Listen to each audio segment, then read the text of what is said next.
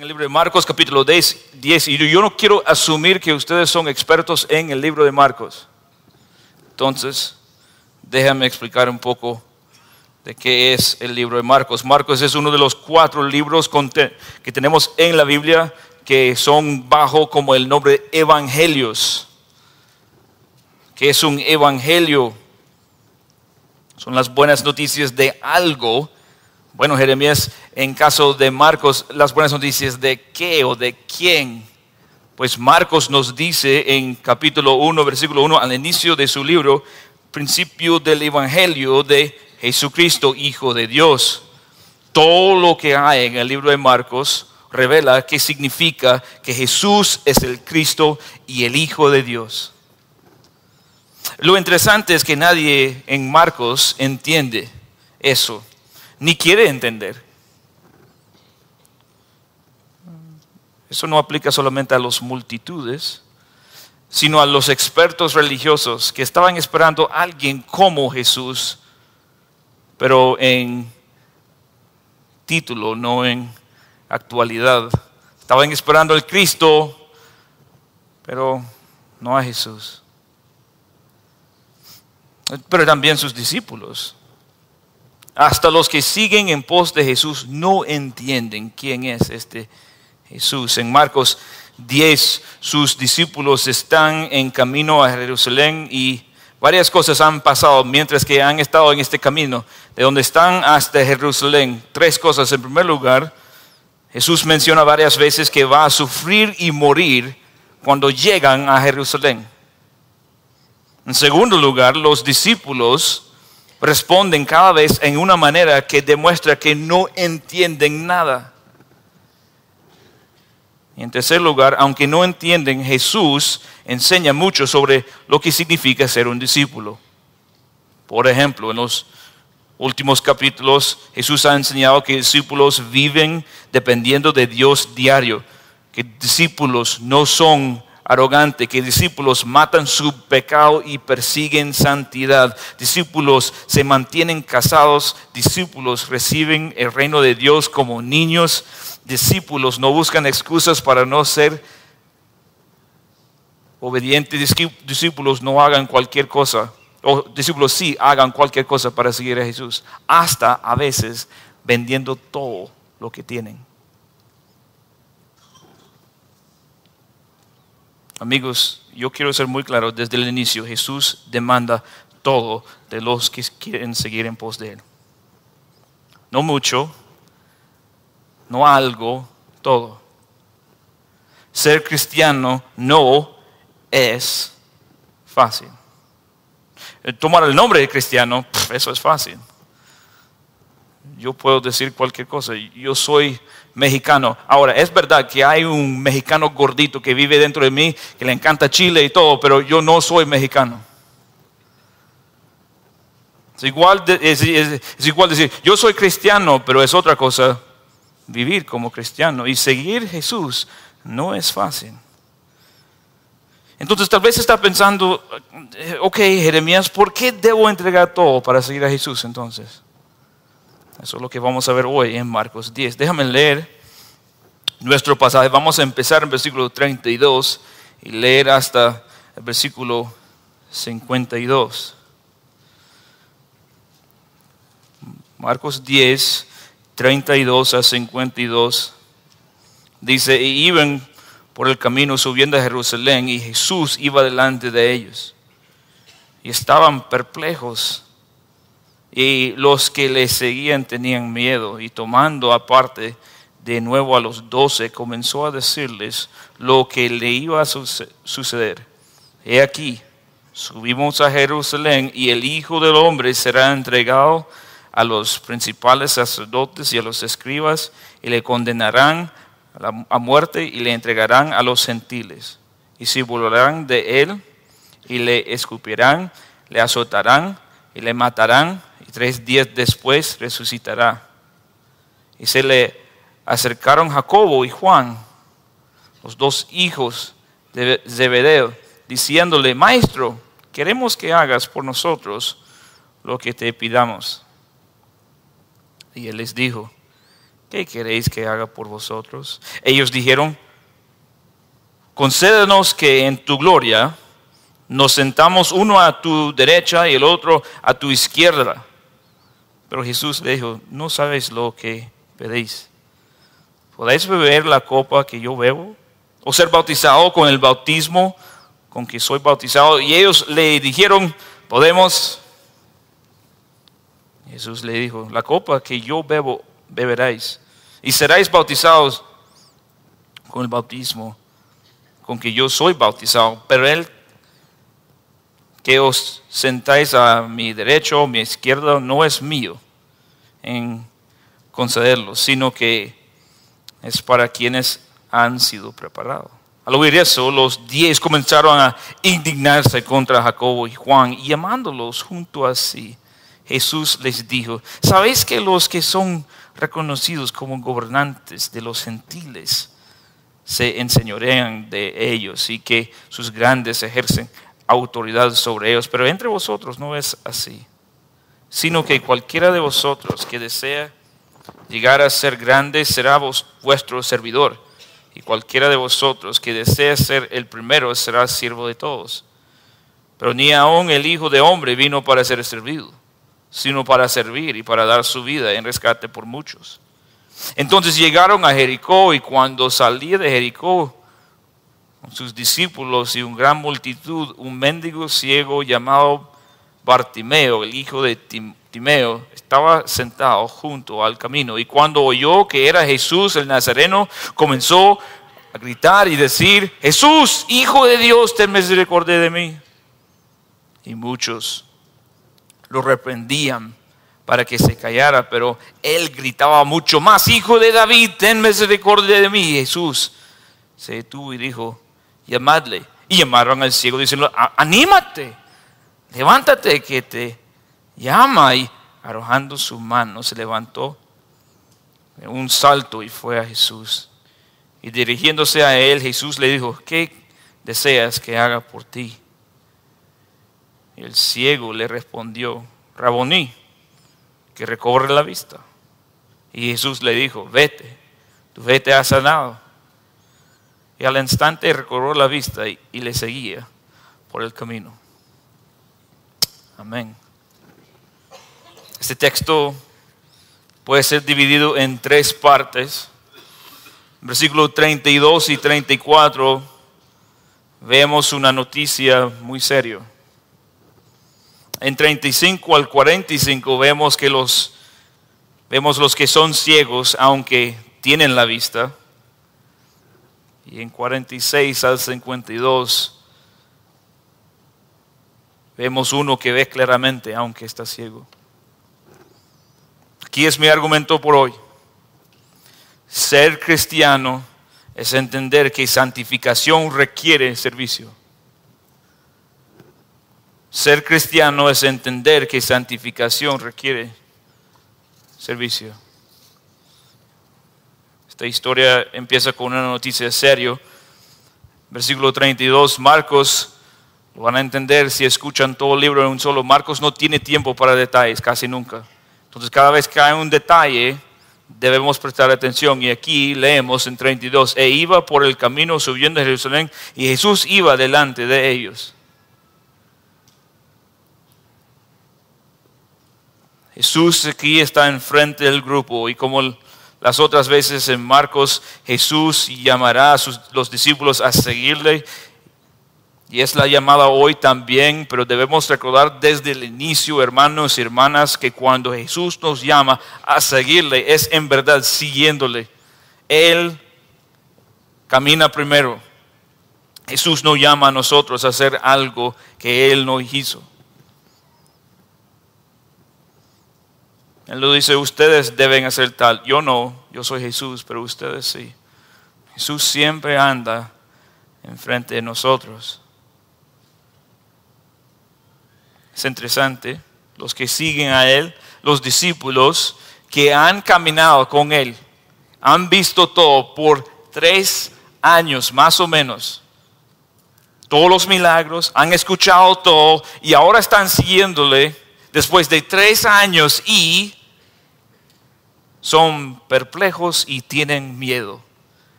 Y no por primera vez.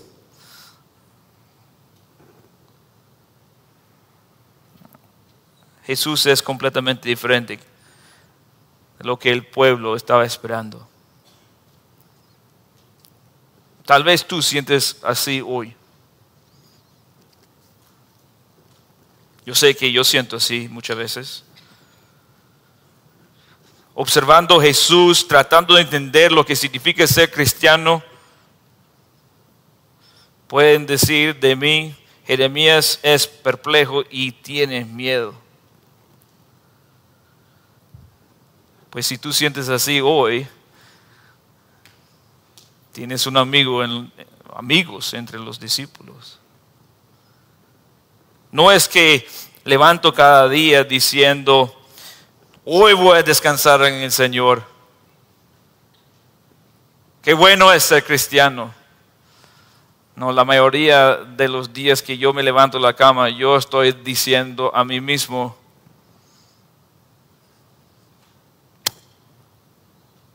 ¿y ahora? No salgo porque no tengo mejor opción. Aquí son los discípulos siguiendo a Jesús, perplejos y tienen miedo. Es interesante cómo Jesús habla de su llegada a Jerusalén mientras que Él está caminando enfrente, ellos están siguiéndole. Mira lo que dice Jesús. Versículo 33, he aquí subimos a Jerusalén. Ahora, los discípulos eran de esta parte del mundo, no estaban como paseando como turistas. Jesús no es su guía. ¿Qué está haciendo Jesús por decirles eso? Está enfatizando que aunque todos están con Él en el momento, no será así en unos días. Subimos a Jerusalén. Versículo 33. Y el Hijo del Hombre será entregado. Hermanos y hermanas, sean como lectores de la Biblia que aprecian lo que hay en la Biblia. ¿Por qué digo esto? Porque lo que está escrito aquí no tiene sentido. Lo voy a leer de nuevo. He aquí, subimos a Jerusalén y el Hijo de Hombre será entregado. Ahora, si conoces la historia de Jesús, tú sabes que Jesús será entregado.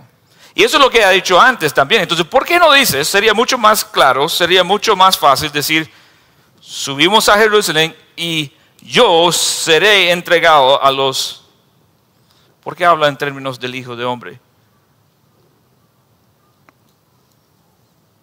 Es porque Él quiere enfatizar que todo lo que va a pasar a Él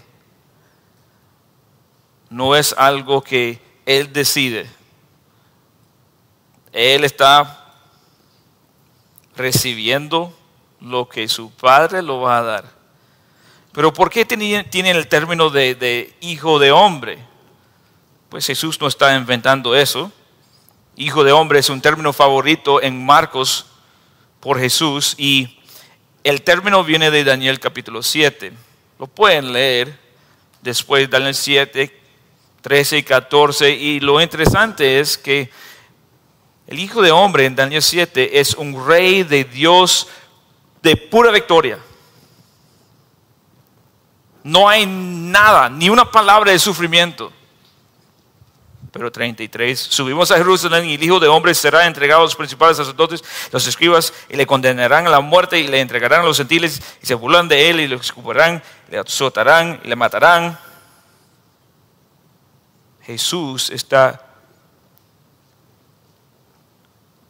cambiando el término.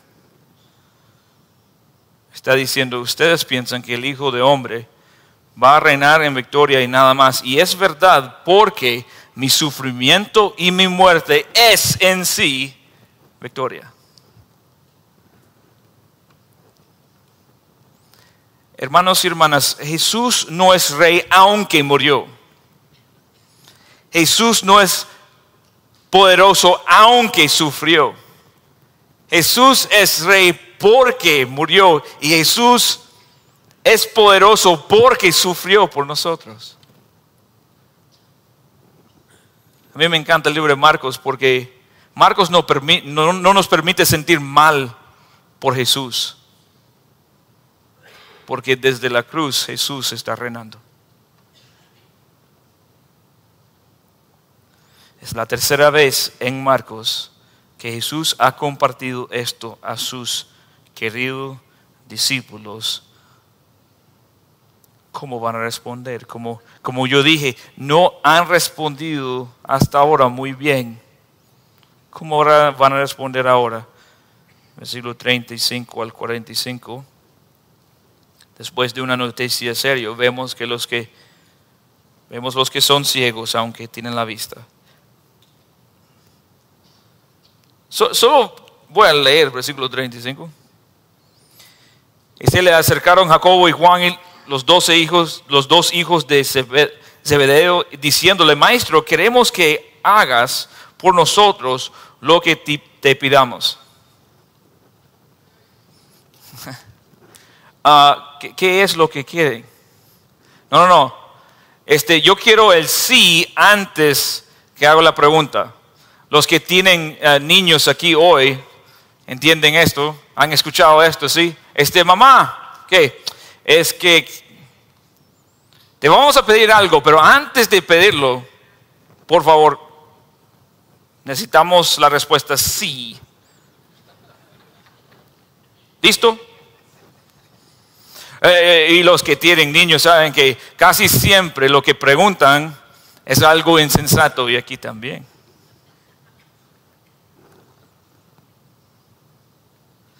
Nosotros hemos sido preparados, los lectores del libro de Marcos, porque Marcos 8, después de escuchar algo así, Pedro reprendió a Jesús y Jesús reprendió a Pedro dándole el nombre, el título, Satanás. En capítulo 9, después de la segunda vez de el anuncio de su muerte, los discípulos empiezan a pelear uno con el otro.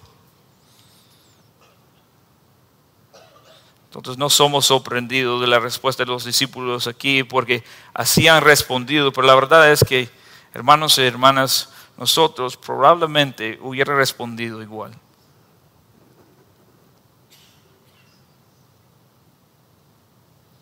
Jesús responde en 36, ¿qué queréis que haga por vosotros? Es difícil leer la Biblia a veces porque no podemos ver la cara ni entender exactamente el tono. Mira cómo cambia la situación. ¿Qué queráis que haga por vosotros? O, como yo respondo a mis niños a veces cuando estoy enfrentado con una situación así, ¿qué queráis que haga por vosotros? No sabemos. Y lo que piden es tremendo. 37. Concédenos que en tu gloria nos sentamos uno a tu derecha y otro a tu izquierda. Es como que cuando Jesús anunció algo, solo escuchar alguna cosa. Mira, subimos a Jerusalén y yo entraré en mi gloria.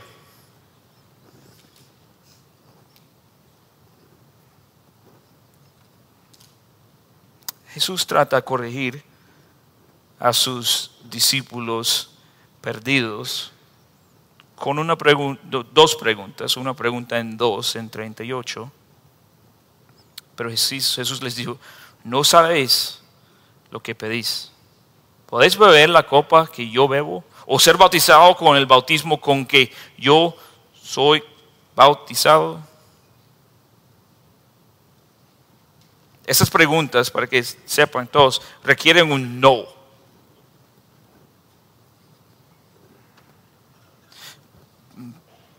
Pero tenemos que parar aquí por un momento porque las preguntas son un poco complicadas. ¿Qué quiere decir Jesús? Es interesante para empezar que de nuevo parece que Jesús está recibiendo esto. Jesús no está tomando la copa ni bautizándose, está recibiendo una copa y va a recibir un bautismo. ¿Qué es la copa? Pues tenemos una idea de varios textos en el Antiguo Testamento. Esta es la parte grande aquí en tu Biblia, que pocos leen, pero todo el mundo debe leer. Salmos 75, versículo 8, porque hay un cáliz, la mano del Señor, y el vino fermenta, lleno de mixtura, y de este Él sirve. Ciertamente lo sorberán hasta las heces, y lo beberán todos los impíos de la tierra. Muchos pasajes que hablan así. Esta copa es la ira de Dios contra el pecado. Tal vez se está preguntando, ¿por qué está Dios tan enojado contra el pecado? Con el pecado es porque es rebelión contra Él y crea un montón de división y problemas en nuestro mundo. ¿Sabes qué es el problema aquí en México? Yo no soy de aquí, entonces voy a hablar humildemente. El problema aquí en México no es tu presidente. El problema aquí en México no es sencillamente que hay muchas drogas. El problema aquí en México no es sencillamente que hay mucho divorcio, que no hay suficiente dinero. El problema aquí en México es el mismo problema que tenemos en los Estados Unidos. Se llama el pecado. Ahora, por el pecado tenemos tantos problemas. El pecado es rebelión en primer lugar contra Dios.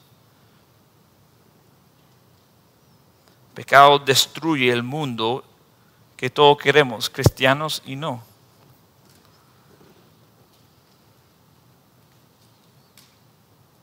Y aquí, según Jesús va a beber esa copa de la ira contra el pecado. Pero también, como dice, pueden ser bautizados con el bautismo que yo voy a recibir. Jesús está refiriendo a algo que pasó en capítulo 1. En capítulo 1 Jesús fue bautizado.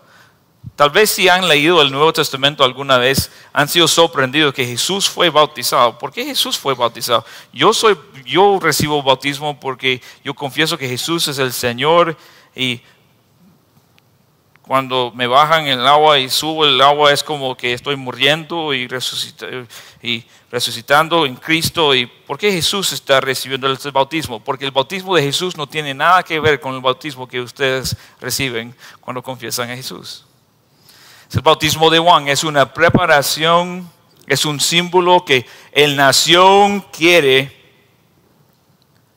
recibir a su Señor, alistándose. Ni sabemos de dónde viene ese bautismo de Juan en capítulo 1, pero es un símbolo rico de bañándose, limpiándose, pero no es algo individual, es algo comunal. Es diciendo, nosotros estamos listos, alistándonos para la llegada del Señor. Entonces Jesús toma ese bautismo, identificándose con el pueblo, diciendo, sí, ese pueblo tiene que alistarse para la llegada del Señor, pero en el caso de Jesús fue aún mucho más impresionante, porque Jesús es el Señor que ha llegado a su pueblo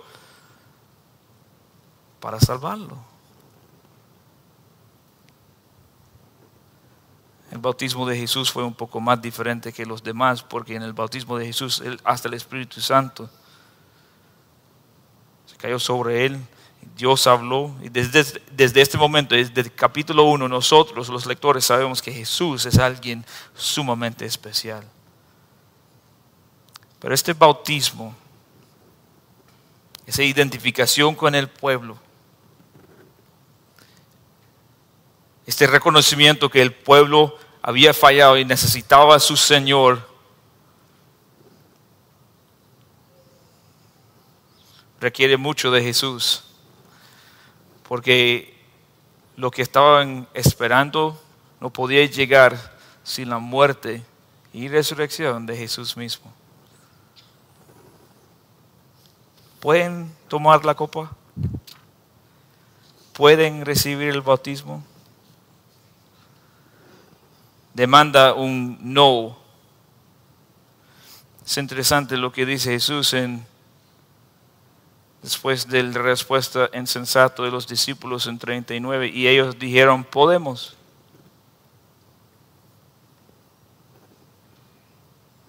Debemos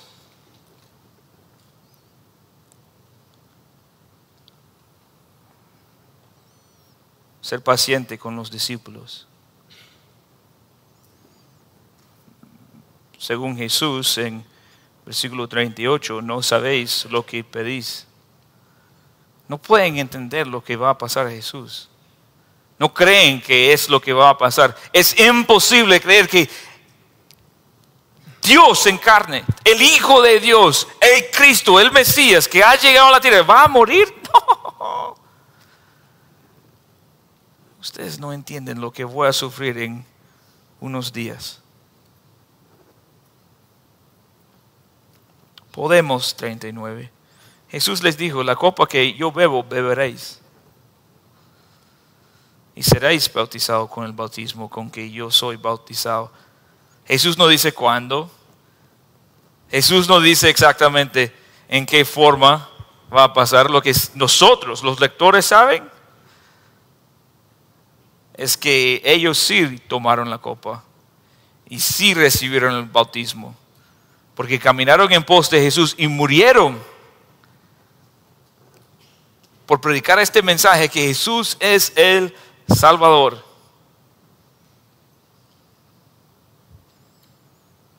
Pero en el momento, Jesús solo quiere ser claro, dar posesión, mi izquierda, mi derecha, no es mi privilegio, no es mi responsabilidad, no es mi trabajo. He llegado para hacer algo muy diferente. Y escuchando eso, los demás discípulos pretenden ser muy santos. Versículo 41. Y al oír eso, los 10 comenzaron a indignarse contra Jacobo y Juan. ¡Yey! ¿Por qué están preguntando eso? No, hombre, vamos a ir a morir con él.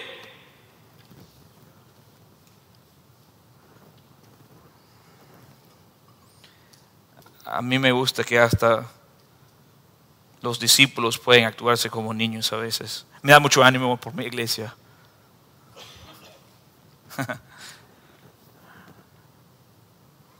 Nadie entiende lo que está pasando y Jesús tiene que interrumpir. Tengo que hablar con ustedes, por favor. Y como un buen papá, 42, llamándolos junto así, Jesús les dijo, mire lo que dice.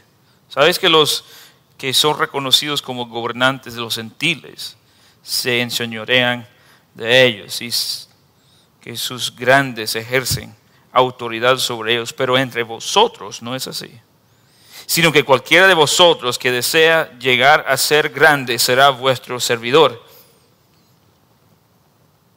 Cualquiera de vosotros que desee ser el primero será siervo de todos. Porque ni aun el Hijo de Hombre vino para ser servido, sino para servir y para dar su vida en rescate por muchos. Jesús define de nuevo todo el concepto mundial de lo que es poder y lo que es liderazgo. Grande es igual a servidor. Primero es igual a siervo de todo. Jesús está rechazando a sus discípulos que quieren poder. No solamente los en nuestro pasaje, pero hoy también. Jesús siempre ha rechazado a los que quieren poder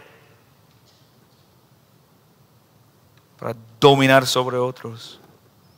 Qué pena es usar cristianismo para ganar poder. Política, en la iglesia, cualquier lugar.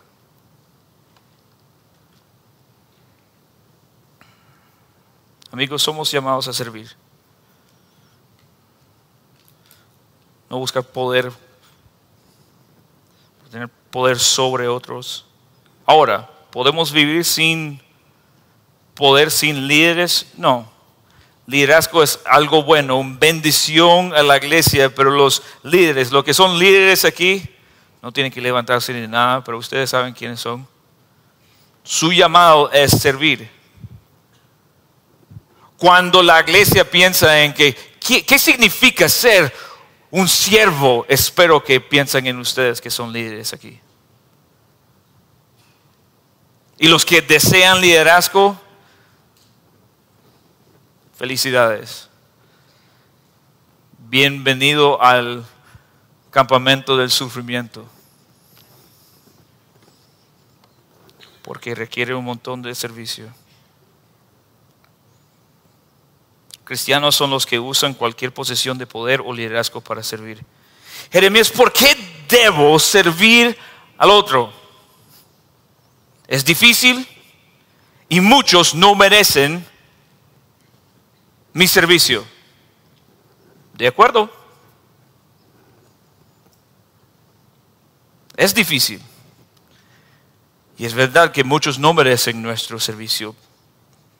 ¿Por qué entonces debemos servir al otro? Solo tengo una sola respuesta. Versículo 45. Porque ni aun el Hijo de Hombre vino para ser servido, sino para servir y para dar su vida en rescate por muchos.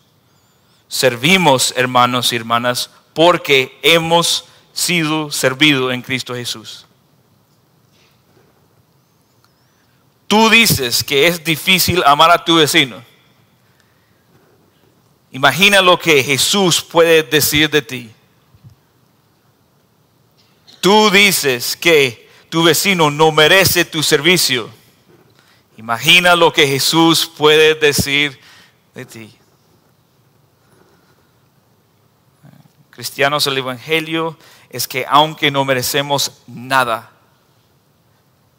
Jesús ha entregado todo, hasta su vida por el beneficio de nosotros, para darnos perdón, para librarnos de nuestro pecado, para unirnos con Dios y para darnos todo para siempre.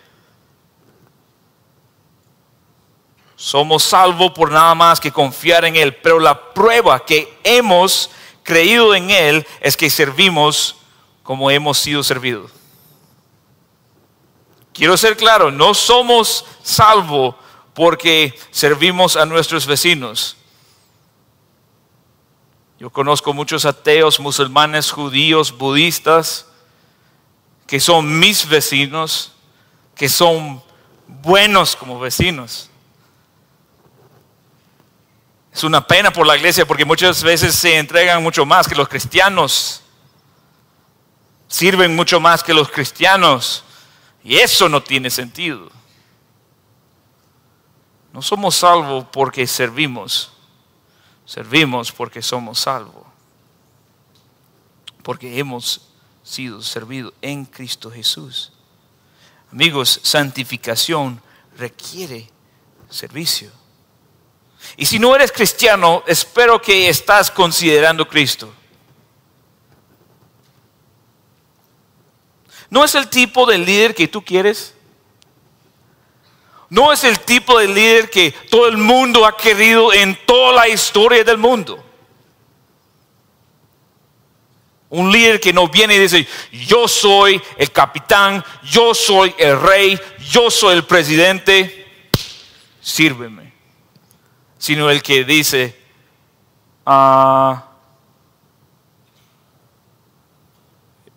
yo soy Dios.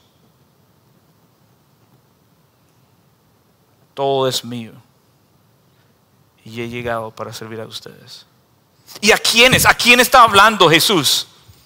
A unos discípulos que no entienden nada de Él. No está hablando a los sabios, a los filósofos, a los teólogos, a los pastores. Está hablando a un grupo de personas que están peleando sobre, ¿podemos sentir a tu izquierdo o tu derecho? Y a ellos Jesús está sirviendo. Hay que entender que Jesús es un líder que demanda obediencia. Es un rey que merece honra.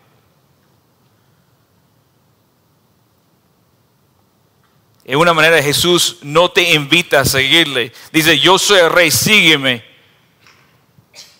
Y cuando tú dices, ¿pero por qué? Dice, es porque yo entregué mi vida por ustedes. Es un Salvador que ha entregado todo por los que confían en Él. Hermanos y hermanas, ¿qué harán con Jesús? Pues hemos visto una noticia seria y de los ciegos que no entienden aunque tienen la vista. Y para terminar en 46 a 52 tenemos una historia breve pero muy bonito de uno que ve claramente aunque está ciego. Jesús y sus discípulos entran en Jericó y después salen. Jericó es nada más que 32 kilómetros de Jerusalén. Este es el último parte de su viaje a Jerusalén, el lugar donde Él va a morir. Y saliendo de Jericó, el grupo pasa a un ciego que se llama Bartimeo. Versículo 47, y cuando oyó que era Jesús el Nazareno, comenzó a gritar y decir, Jesús, Hijo de Dios, o Hijo de David, ten misericordia de mí. Ese título, Hijo de David, es nuevo en Marcos, no lo hemos visto hasta ahora. Hijo de hombre, sí. Hijo de Dios, sí. Hijo de David, nuevo. Pero muy popular en esta temporada.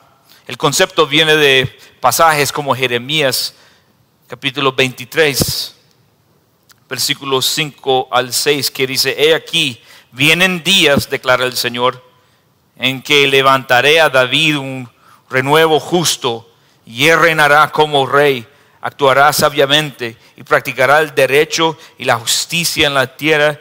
En sus días será salvo Judá, e Israel morará seguro, y este es su nombre por el cual será llamado el Señor, justicia nuestra. Nadie en Marcos ha nombrado Jesús Hijo de David, menos el pobre ciego Bartimeo. La multitud no ayuda para nada en esta situación, versículo 48. Y muchos lo reprendían para que se callara. ¡Ey! Cállate. ¿Sabe qué es Jesús? Es muy importante. ¿Por qué está gritando? ¡Shh! Y a mí me encanta lo que hace. Pero él gritaba mucho más. Hijo de David, ten misericordia de mí. La misma cosa. ¿Me quieren callar? Por favor. Yo voy a seguir gritando. Yo quiero ser como Bartimeo.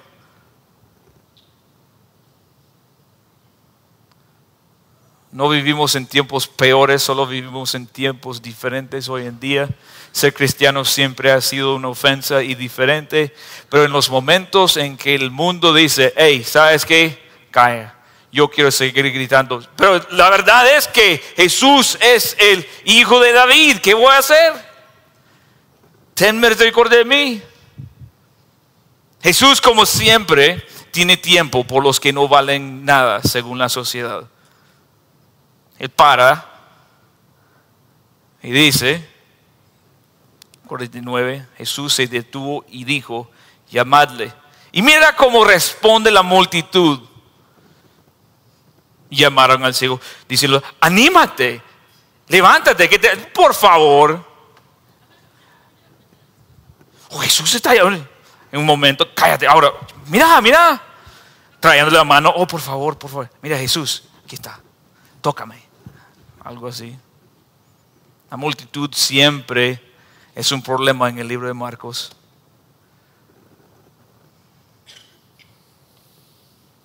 Y es interesante Bartimeo viene corriendo en versículo 50 y frente de todos Jesús le hace una pregunta sencilla, 51. ¿Qué deseas que haga por ti? ¿Qué deseas que haga por ti? ¿Has escuchado esta pregunta alguna otra vez? Versículo 36. Y él les dijo, ¿qué queréis que haga por vosotros? Por segunda vez, misma pregunta. Otra persona, ¿cómo va a responder ahora? Y las respuestas de Bartimeo y Juan y Jacobo no podían ser más diferentes. Los hermanos pidieron algo impresionante. Bartimeo, Raboní, que recobre la vista. Solo quiere ver. Aunque lo que nosotros sabemos es que él ve claramente. Él es el único que entiende. Y versículo 52 es un versículo tremendo. Jesús le dijo, vete, tu fe te ha sanado. No sabemos exactamente lo que estaba pensando Bartimeo. Él tenía una idea perfectamente clara de quién era Jesús y lo que iba a hacer. No. Pero por lo menos él sabe que este es el Hijo de David.